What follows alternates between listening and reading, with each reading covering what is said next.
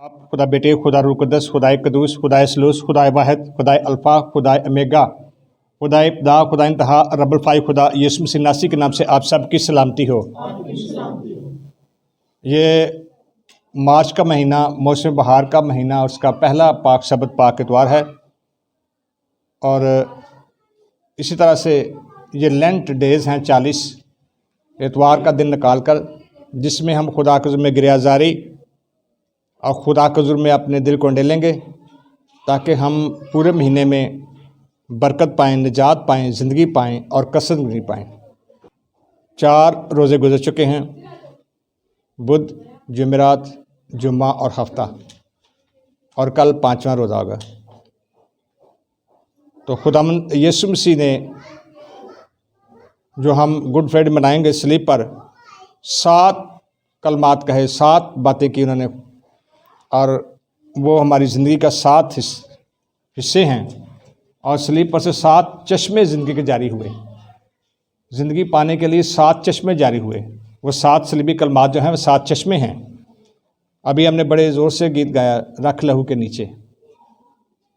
तो वो उसने तो लहू बहा दिया, अब मेरी और आपकी ये मर्ज़ी कि हम लहू के नीचे आएँ या ना आएँ।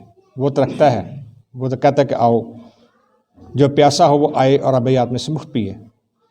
इसलिए सलीब पर उसने जो सबसे पहला कलमा कहा, आइए हम देखें ज़रा उसे। लूका की इंजील बाब नंबर 23 और आयत नंबर 34 में लिखा है, यीशु ने कहा, आए बाप, इनको माफ़ कर, क्योंकि ये जानते नहीं क्या करते हैं। उन्होंने उनके कपड़ों के हिस्से किए, उन पर कूड़ा डाला। हम इस तरह मत्ती की इंजील और उसका बाब नंबर 6 आयत नंबर 14 में, इसलिए अगर तुम आदमी का कसूर माफ़ करोगे तो तुम्हारा आसमानी बाप भी तुमको माफ़ करेगा, और अगर तुम आदमी का कसूर माफ़ ना करोगे तो तुम्हारा बाप भी तुम्हारे कसूर माफ़ ना करेगा।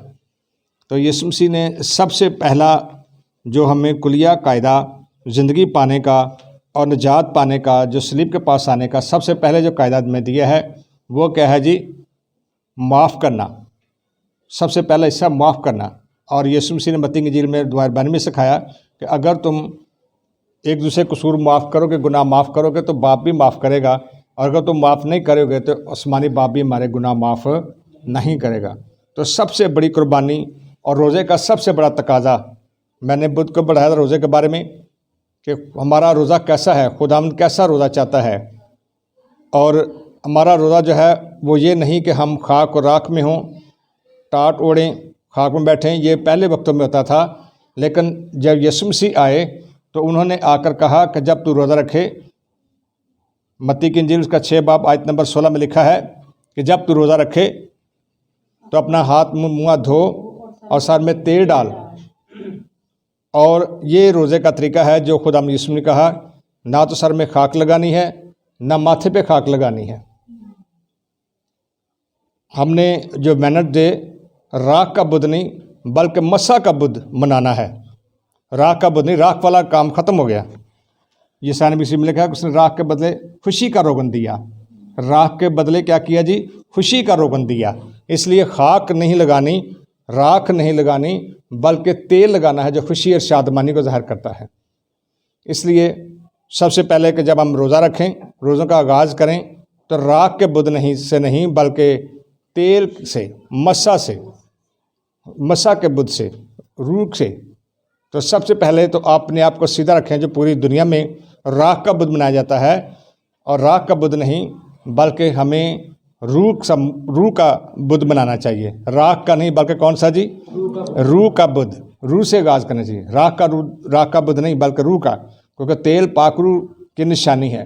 तो जब हम तेल डालते हैं तो पाकरू में आते हैं, पाकरू हमें देता है। और हमें राख के बदले उसने खुशी का रोगन दिया। इसलिए उसने कहा कि अब राख नहीं लगानी, मुंह को बिगाड़ना नहीं है। क्योंकि उस ज़माने में जो यहूदी थे, जो उनके अलमबरदार थे, फ़कीह फरीसी क्या करते थे, वो पीर और जुमेरात, मंडे और वेडनेसडे, ये भी रोज़ा रखते थे। उस दिन रश होता था यरूशलेम में, और वो फिर अपने मुंह पर खाक मलते थे और फिर मुंह बिगाड़ते थे ताकि लोग उन्हें रोज़ादार जाने। लेकिन खुदा का कलाम यीशु मसीह ने आकर क्या कहा कि जब तू रोज़ा रखे मुँह धो और अपने सर में तेल डाल, ताकि तेरा बाप जो पशीदगी में तो रोज़ा जाने। और फिर ये सारी चीज़ें इसलिए हैं ताकि हम रूह में रोज़ा रखें, ना कि दिखावे के लिए रखें। इसलिए खुदा का कलाम ये फरमाता है कि राख नहीं लगानी, माथे पे तेल लगाना है। और रोज़ा जब आपने रख लिया, सारा कुछ कर लिया, तो उसका पहला तकाजा क्या है? मैंने यहाँ बुध को पढ़ाया था, जब बुध था पहला रोज़ा, तो मैंने यहाँ पढ़ाया था कि रोज़े के 7 तकाजे हैं। 7 तकाजे होते हैं रोज़े के। जब तो रोज़ा जब उनको पूरा करते हैं तकाज़ों को, तो फिर वो रोज़ा पूरा होता है। अदरवाइज़ आप भूखे भी रहे, माथे पे राख भी लगाई, लेकिन आपकी रवश वैसी हुई, तो फिर आपका रोज़ा नहीं है, फिर आपने महज आपने भूख काटी है। इसलिए ये सारी चीज़ें जब हम करते हैं तो हर चीज़ को खुदा के साथ करें तो फिर अच्छा है। जैसे आप देखते हैं कभी कभी कोई लोग हुकूमत के ख़िलाफ़ भूख हड़ताल करते हैं, तो वो फिर क्या करते हैं? कोई ये नहीं करते भी घर बैठे भूख हड़ताल करते हैं। कहाँ पे करते हैं? जहाँ पर जगह बनाई होती है वहाँ पे दिन रात बैठते हैं। ये नहीं कि आज घर चलने हैं तो सवेरे फिर आके बवाएंगे, नहीं, वहीं पे बैठते हैं और भूखे प्यासे रहते हैं। फिर गवर्नमेंट देखती है कि मर ना जाए, आप क्या करते हैं, ये मुतालबा पूरा करते हैं। वो अपने आप को अलग करते हैं, घर से दूर करते हैं, दुनिया से दूर करते हैं, और वहाँ जो जगह मुकर्रर होती है वहाँ बैठते हैं। ये जिसने स्ट्राइक की है, भूख हड़ताल की है, भूखा रहता है 24 घंटे हो गए, 72 घंटे हो गए, इसने कुछ नहीं खाया। तो इसलिए खुदा जब चाहता है हमें रोज़ा रखे, तो फिर हमने रूह में रोज़ा रखना है और दुनिया से हट जाना है। ये नहीं कि हम दुनिया वाले काम भी करते रहें और दुनिया की बातें भी करते रहें और सारा काम हम करते रहें कि जी हम रोज़ेदार हैं, तो ऐसा रोज़ा खुदा कबूल नहीं करता। याद रखिए कि रोज़े का तकाजा है सबसे पहले जब हम रोज़ा रखा है तो दिल से क्या करना है, जब हमने मुआफ़ करना है। तो रोज़े का आगाज़ कहाँ से होता है? मुआफ़ी से।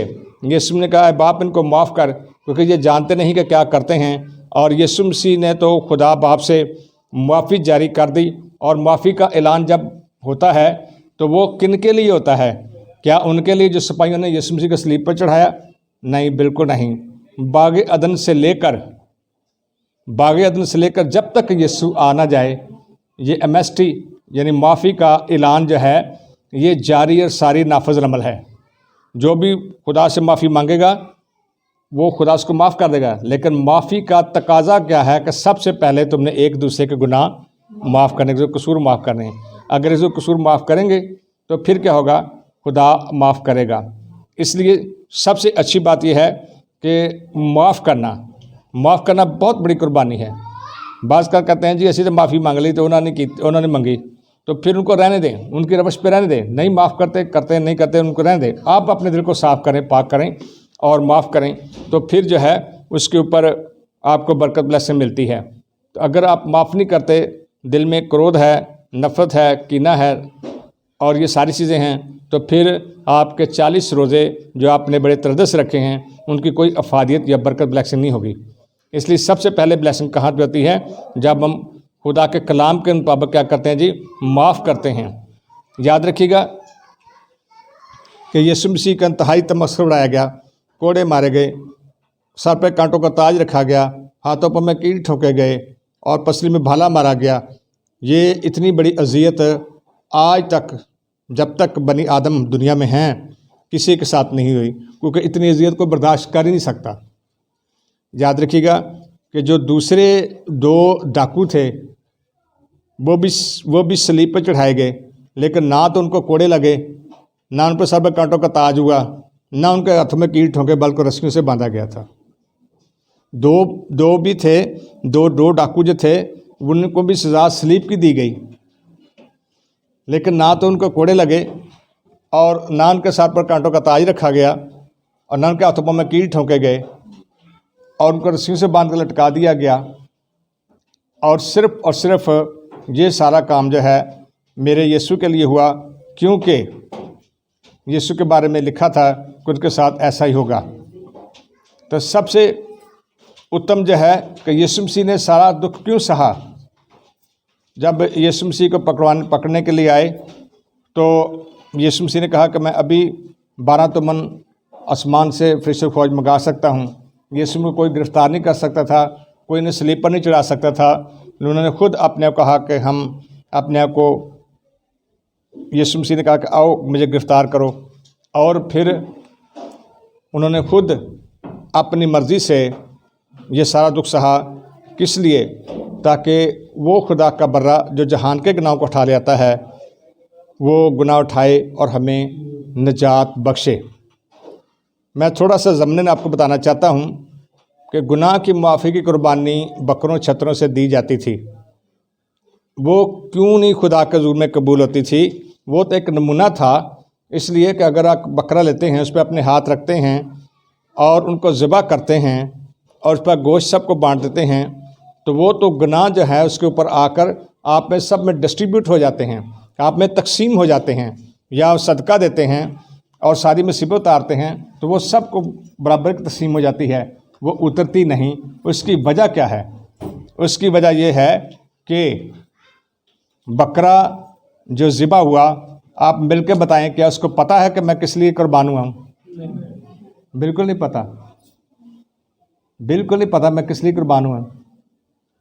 और अगर उसको ज़ुबान दी जाए और उसको कहा कि आज हमने तो ये ज़बा करना है, वो पूछा जाए जी, वो पूछेगा भी मुझे क्यों ज़बा करना है, तो आप कहेंगे जी मेरा बेटा उसने गुनाह किया तो उसके गुनाह के लिए ज़बा करना, तो वो उसका एक ही जवाब होगा, भाई आप दूसरे बेटे को कहें, वो आपका खून है, उसको कहें मेरा क्यों खून बहा रहे हैं, वो फ़ौरन आपको ये जवाब देगा। इसलिए याद रखिएगा कि मैंने और आपने गुनाह किया, और खुदा का बेटा यीशु जो हमारा भाई भी है, हमारा दोस्त भी है, हमारा बाप भी है, हमारा निजात दहिंदा भी है, उसने अपना खून दिया ताकि वो जवाज़ पूरा हो सके कि छोटे भाई ने गुनाह किया, बड़े भाई ने उसकी कुर्बानी दे दी। हालेलुया। इसलिए यीशु मसीह का लहू जो है वो मेरी और आपकी निजात का है, और यीशु मसीह ने वाज़ह किया मत्ती की इंजील में, खुदा यीशु ने फरमाया ये वो मेरा अहद का खून है जो बथेरों की गुनाहों की माफ़ी के वास्ते बहाया जाता है। यीशु ने पहले बताया कि मैं किस लिए सलीब पर जा रहा हूँ, मैं क्यों कुर्बान हो रहा हूँ, किस लिए मैं जा रहा हूँ, ये सब कुछ पहले वाज़ा किया। ये नहीं कि यीशु मसीह ने बताया, कुछ नहीं कहा कि मैं तुम्हारी निजात के लिए, नहीं, पहले से बताया कि मैं आपकी निजात के लिए अपना खून बहाऊंगा, आपकी रिहाई के लिए। तो बग़ैर खून बहाए माफ़ी नहीं होती, इसलिए यीशु मसीह ने अपना खून बहाया, क्योंकि गुनाह कहाँ पे होता है? खून में होता है। गुनाह हमारे खून में है। मैं भी पैदा होया वेखो विच बरियाई, मैनू विच गुनाह दे जम्या मेरी माई।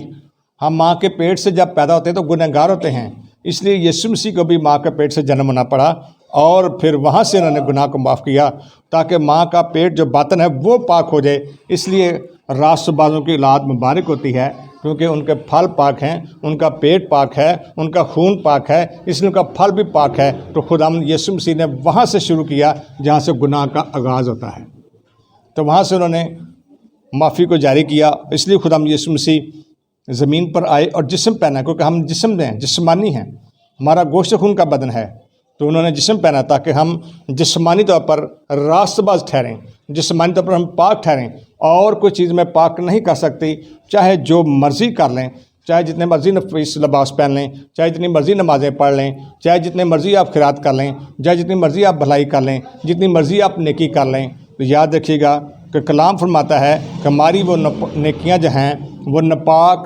लिबास की मांद हैं। तो जब तक हम पाक नहीं होते, हमारा खून पाक नहीं होता, जब तक यीशु का लहू हमारे अंदर नहीं जाता, जब तक हम मुकम्मल और पाक साफ नहीं होते, हमारी नेकी भी जो है वो गंदे लिबास की तरह गिनी जाती है।